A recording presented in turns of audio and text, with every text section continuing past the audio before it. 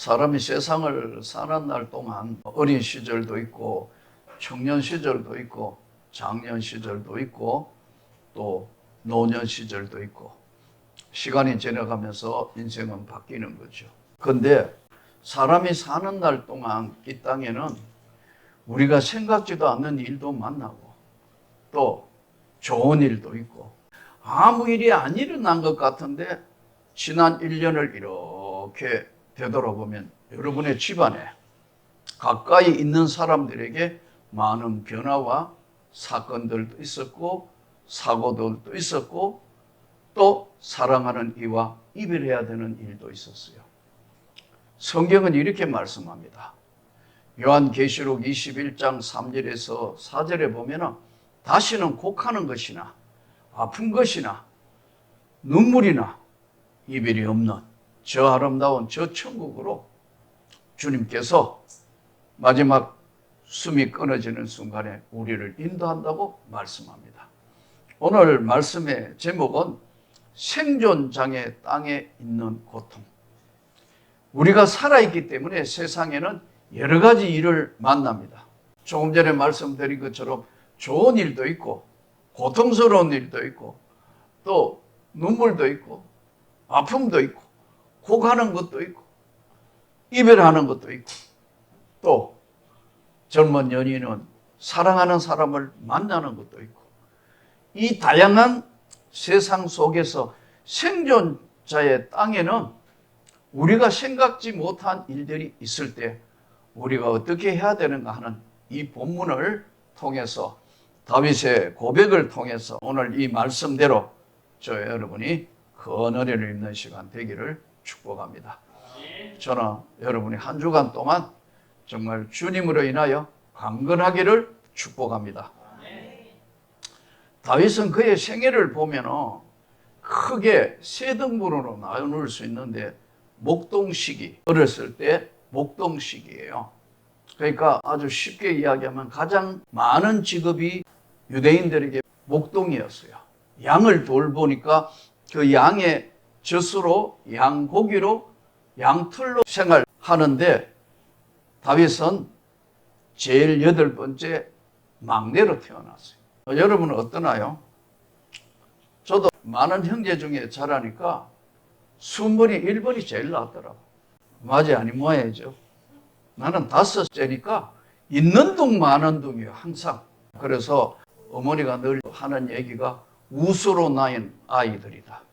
나머지로 낳았다는 얘기예요. 계획이 없이 나머지로 낳은 아이, 우수로 낳은 아이예요. 8번째쯤 되면 관심 받기예요. 그런데 막내로 태어났는데 사무엘이 이스라엘의 지도자를 하나님께서 뽑도록 지명 선택하시는데 이새의 아들에게 기름을 부으러 오셨는데 마지부터 쭉 보니까요 잘생기고 키가 커서 사무엘이 성령의 기름 부어가지고 아 얘가 다음 이스라엘의 지도자의 모양이다 이를 하니까 아니야.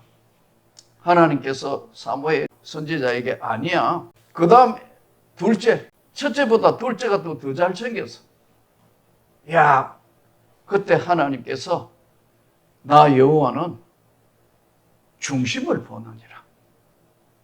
사람은 바꿔 이야기하면 뭘 보죠? 외모를 보는 거예요. 그러니까 맨날 껍데기 봐가지고 다 당하는 거예요.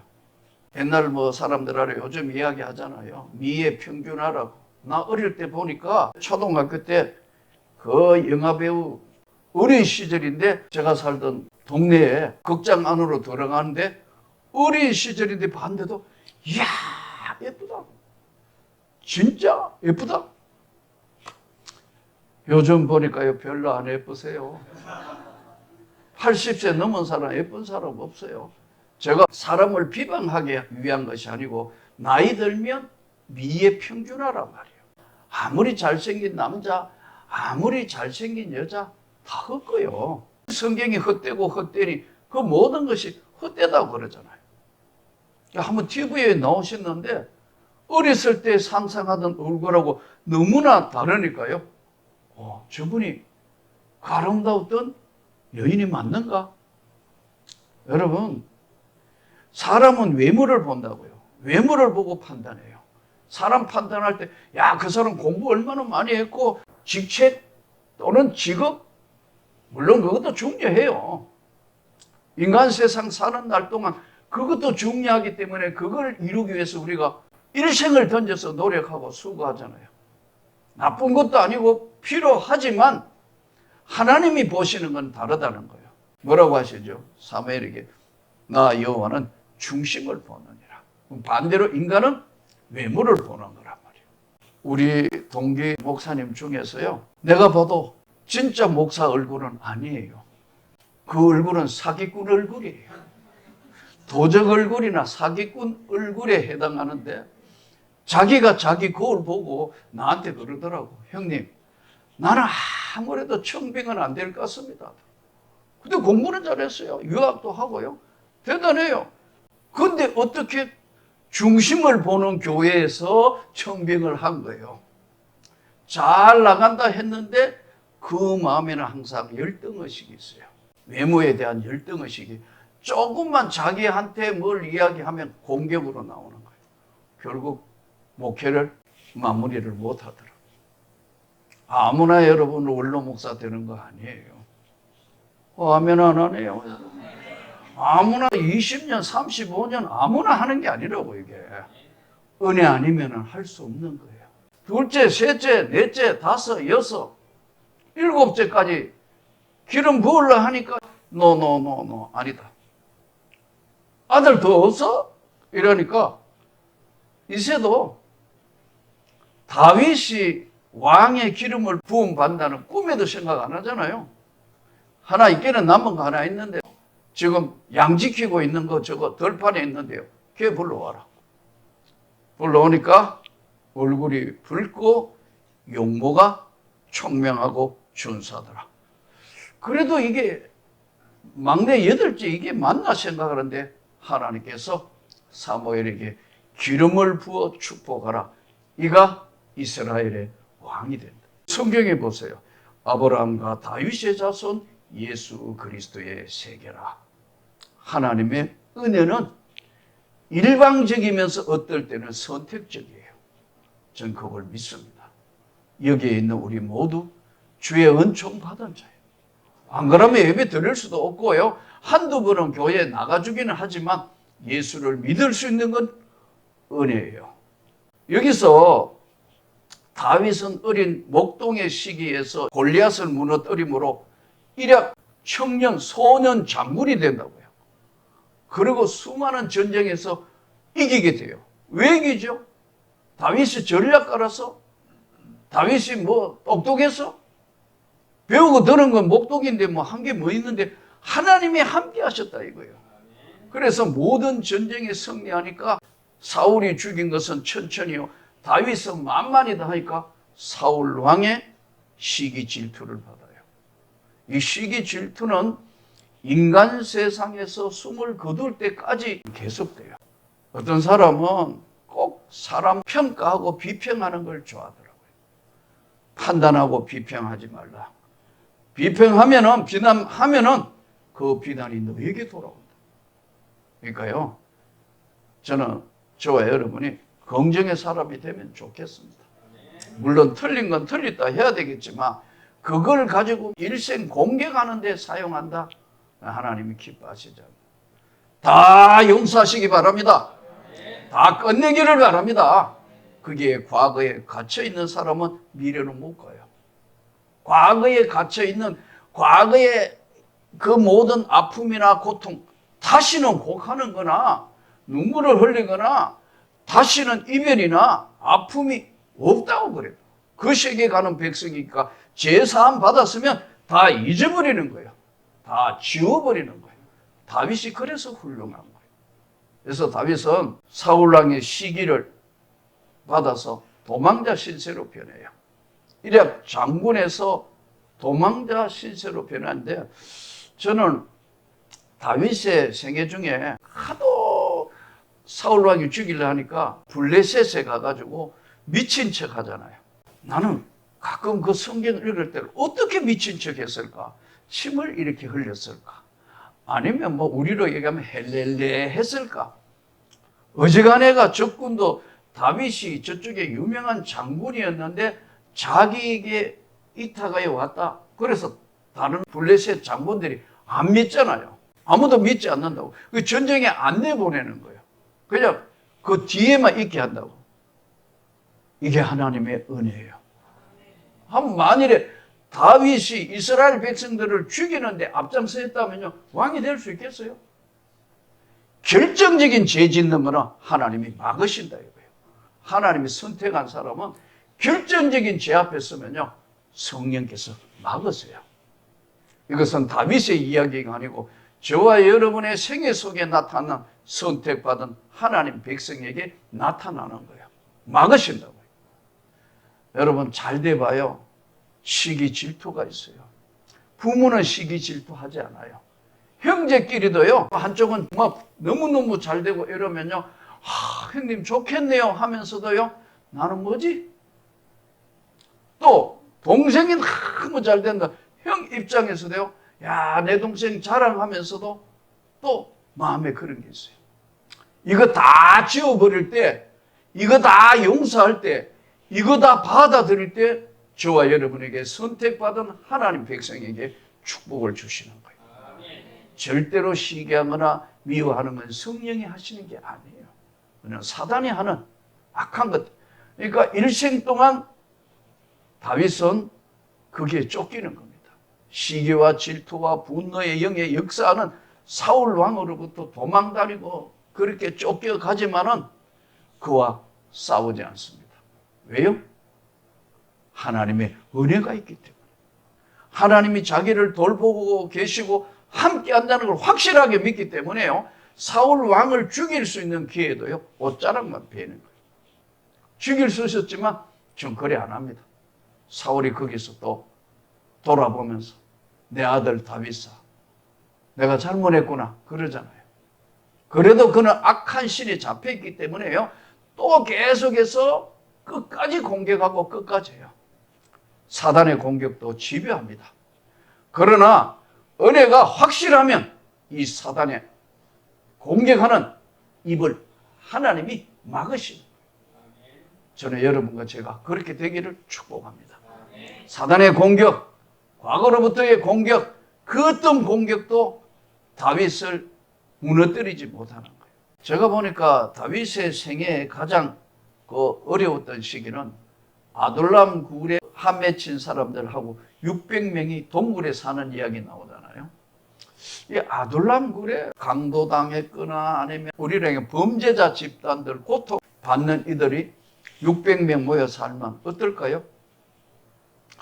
누가 머리가 깨지거나 누가 무슨 일이거나 저끼리 한바탕 벌어졌거나 뭐 물고 뜯고 꼬집고 뭐 난리 나는 것이 인간 세상이거든요. 제가 목회를 하면서 긴 시간 깨달은 게 하나예요.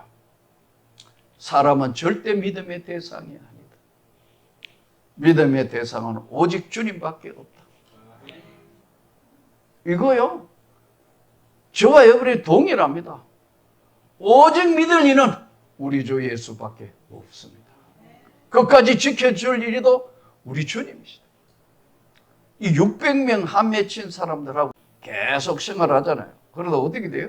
먹을 게 부족하고 하면 도적대 지켜주고 남의 양떼 지켜주고 뭐 이런 거 하면은 우리로 하면 추석, 설날, 잔칫날 떡도 좀 주고 고기도 좀 주셔야 하니까요. 주는 사람이 잘 줘야 되는데 다윗의 마음을 너무 아프게 하잖아요. 다윗이 너무 화나니까 이런 것들은 내가 칼로 무찌르려 하니까요. 그 부인이 엎드려가지고 그러잖아요. 우리 남편 이거는 맛이 간 사람이니까 맛이 간 거 이거 하고는 하지 마시고요. 제가 고기도 떡도 다 가져왔다고. 남편이 급사해가 그 여인이 나중에 다윗의 아내가 되잖아요. 부인이 되죠. 그 뒤죽박죽 인생의 가운데서 이 목동의 시기에 하나님이 중심을 보셨고 또 장군 시기에는 시기와 질투를 받았지만은 오직 여호와 하나님만을 전적 의지하니까 하나님이 그를 보호하셨다. 노년에 봐요. 왕이 되었어요. 이제 부족한 게 없어. 영토는 넓어지고 계속 하니까 뭐예요? 방심한다. 제가 살아보면서 느낀 게요. 목회를 끝내고 난 뒤에 남은 생애는 진짜 마무리를 잘해야 되는구나. 신앙생활도 마무리해야 되고, 잘해야 되고, 가정도 잘 마무리해야 되고, 사회의 모든 관계도 잘 마무리해야 되는구나. 이게 정년이 아니고 남은 생애의 끝까지 신앙을 지킨다는 게 중요한 것이구나. 다윗을 보면서 깨달았어요. 다윗의 마지막이요. 다윗이 기운이 지나여 조상에게로 돌아갔다. 모세도 그 눈이 흐려지지 않고 그의 조상에게 돌아갔다. 저는 여러분 모두가 이렇게 되기를 축복합니다. 이거는 아멘을 크게 해야 된다. 정말 편안한 삶을 마무리하고 조상에게 돌아갈 수 있는 건 전적인 다윗과 같은 선택의 은혜를 입었다는 거예요. 다윗이 한번 보세요. 노년에 기가 막힌 일 벌어지잖아요. 아들 압살롬이 아버지 왕위를 찬탈하려고요. 계획적으로 해가 공격하는데 상당한 부하들이 다 배신하잖아요. 권력이란 그런 겁니다. 여러분 우리 지금 대한민국 정치판이나 세계 정치판 안 그런 것 같아요? 권력은 그런 거예요. 이쪽에 힘이 있을 때는 이쪽으로 보고 저쪽에 힘이 있으면 저쪽에 보고. 옛날에도요. 왕을 항상 즐겁게 해주는 사람이 누구죠? 간신. 들어보셨죠? 간신이라고 있어요. 이거 왕을 즐겁게 하거든요. 왕이요 그게 아닙니다. 이거 이렇게 해야 됩니다. 충신은 잘라. 그거 보세요. 이순신 장군 같은 경우에 그렇게 충성해도 견제 세력 될까 싶어서 잘라. 백의종군하고. 다윗의 생애에서 가장 위급했는데 성을 공격해야 하니까 얼마나 급했던지 맨발로 지금 도망가잖아요. 울면서. 그런데 자식인데. 근데 압살롬 죽자 다윗이 어떻게 해요? 아이고 내 아들 압살롬아 우니까 요압하고 전쟁에 이겼던 사람들이요. 우리가 죽었으면 좋겠네요. 그래서 진정하고 다시 이제 돌아오는 이 다윗의 생애 중에서 오늘 가장 핵심 부분에 지금 장원식이 이때 하나님께서 다윗을 보호하실 때 다윗이 지은 시예요. 여호와여 내가 주께 피하오니.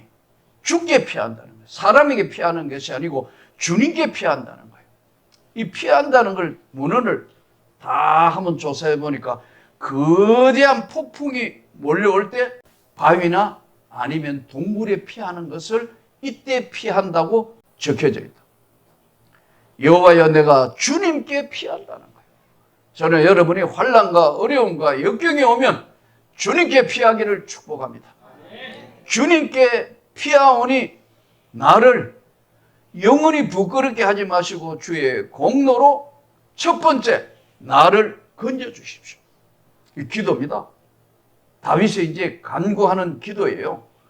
나를 부끄럽게 마시고 주님의 공로로 나를 건져주십시오. 피하면서 하는 기도.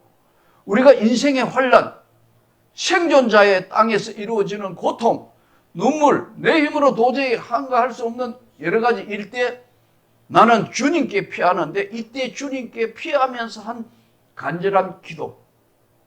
이것이 생존자의 땅에 주님의 은혜를 입은 자가 필요한 기도송이에요.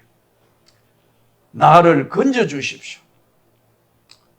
주님께 내가 피하기 때문에 내게 귀를 기울여 속히 건지시고 내게 견고한 바위와 구원하는 산성이 되게 하소서. 산성. 절대로 무너지지 않는 것. 산성이 되게 해주십시오. 여러분에게 주님이 산성이 되기를 축복합니다. 산성은 절대로 공격할 수 없는 난공불락의 거대한 산성이 되게 하소서.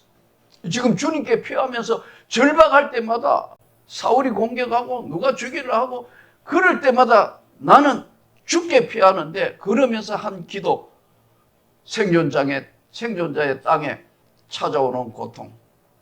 나를 건지소서 산성이 되소서.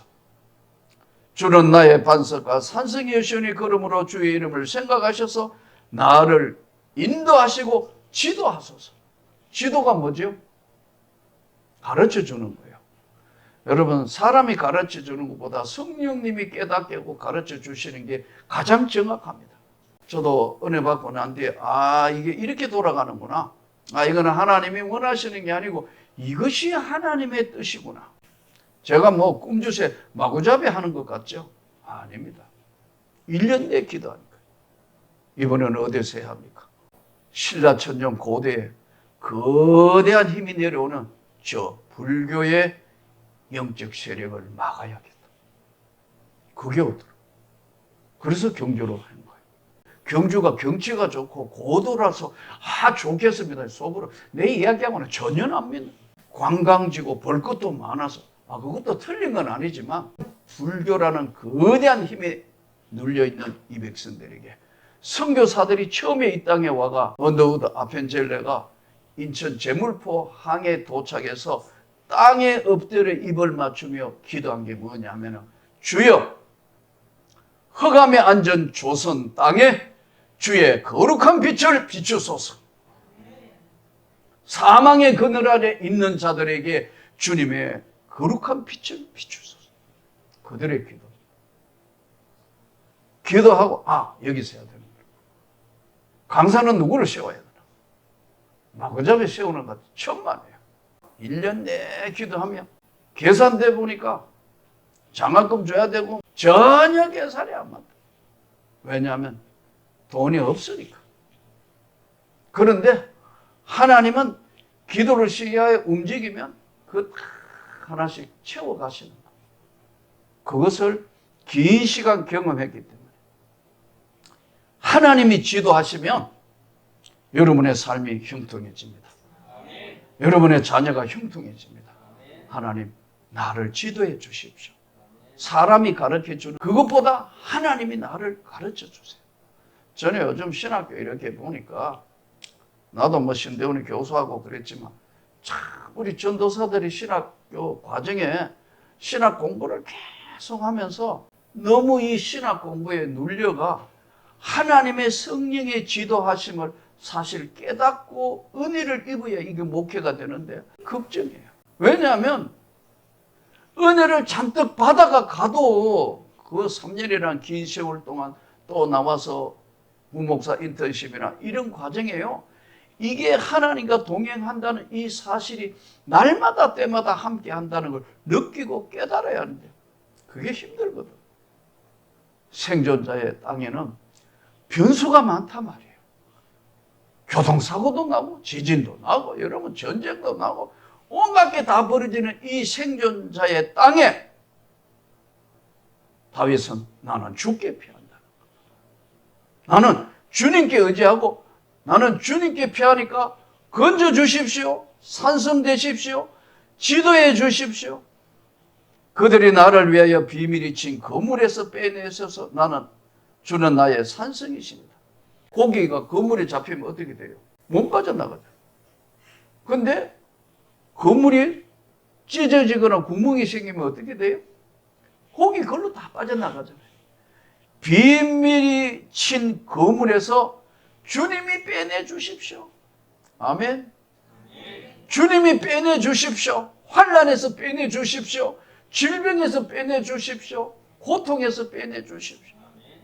여러분들은 잘 모르지만 저는 25년을 허리 환자가 맞아야 될 주사는 다 맞아봤고 뻑하면 인대 강화 주사, 지팡이도 가지고 지금도 신통치 않습니다. 우리 노예 목사님들 만나면 인사가 허리 괜찮아요? 뭐 그럭저럭? 안 괜찮아요. 그래도 주님이 꽉 잡고 계신다니까. 후회하면 안 하잖아요. 경막의 신경차단술도 그것도 6번이나 받아봤다. 한번 받아보실래요? 끔찍하다 끔찍해. 이만한 거.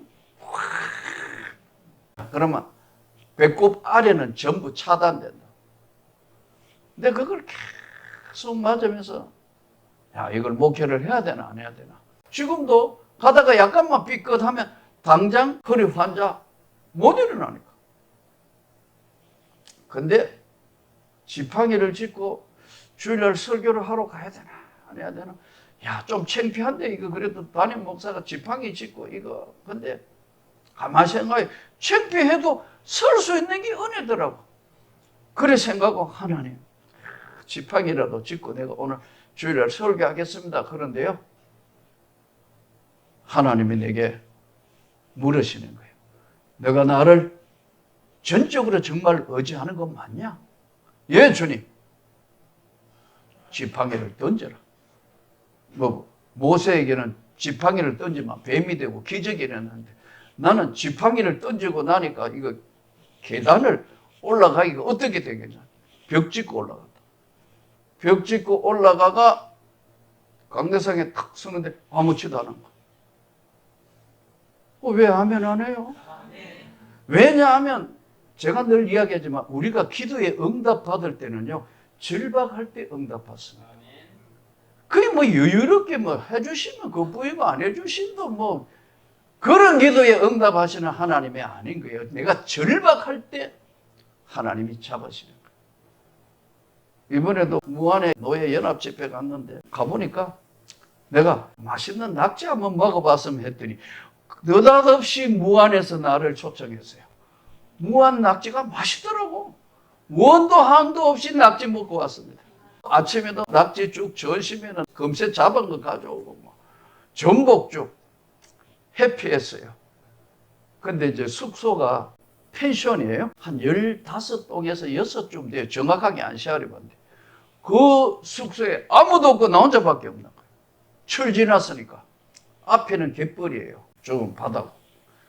이야, 근데 이 펜션은 또 희한하게 생겼네.